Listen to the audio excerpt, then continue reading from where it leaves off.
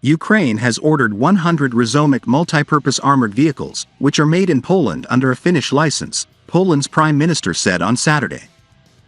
"I bring an order placed yesterday by Ukrainian Prime Minister Denys Shmyhal for 100 Rosomaks that will be fabricated here," Mateusz Morawiecki said during a visit to the Rosomak manufacturing site in the southern Polish town of Siemianowice Slaskie. The order will be financed through funds that Poland has received from the European Union and U.S. funds that Ukraine has received, he said, without providing details or the overall cost of the contract. The United States and its allies have provided Ukraine with a host of funding and weapons after Russia invaded its pro-Western ex-Soviet neighbor in February 2022.